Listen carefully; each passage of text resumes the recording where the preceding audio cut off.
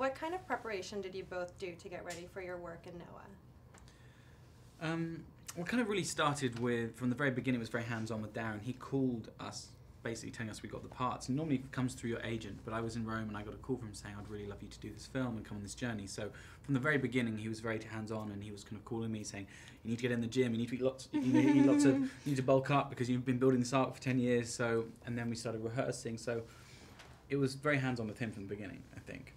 Yeah, I mean, there was also kind of this interesting transatlantic accent which we had to master, in that we had cast from, you know, from all over the globe really. We had Russell from Australia, and we had Jennifer from America, and us from London, England, and so Ray from the East we End. needed to find a way to sound like a family, and so it was trying to sound not English but not American, which was actually kind of specific.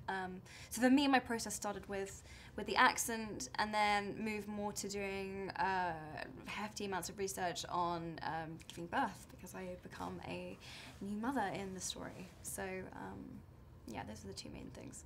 And what was it like working with renowned actors Russell Crowe and Anthony Hopkins? Did they give you any advice, either specifically for Noah or just acting in general?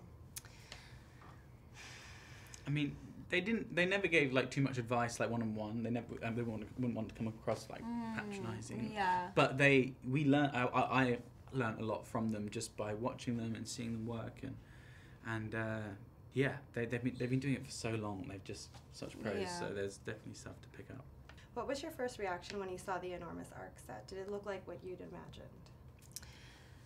I mean, it's so funny because when you read the biblical story, and when you look at images of Noah and his ark, it's always portrayed as a ship. You know, it's always portrayed as it has a bow and it has sails and 2 giraffes sticking out the top. Yeah, and so Darren's ark is this kind of enormous rectangle coffin-like, which is kind of like a coffin, and it's like been desperately pulled together. And so it was amazing to see sketches and then to see it in person, because it was really awe-inspiring, but also incredibly utilitarian. Like it's very practical. It was.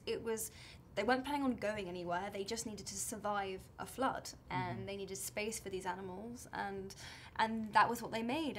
And it's really interesting seeing, and that's a perfect example of how Darren brought Noah to life. He adapted a story and really thought about, if this were to happen now, what would it look like? What materials would he use? Like, what would it? And it's interesting. Be like? And it's interesting to point out also that the ark was taken from the actual proportions in the Bible. They went and took that. So. Yeah, so no, it was a real moment seeing that for the first time. Yeah.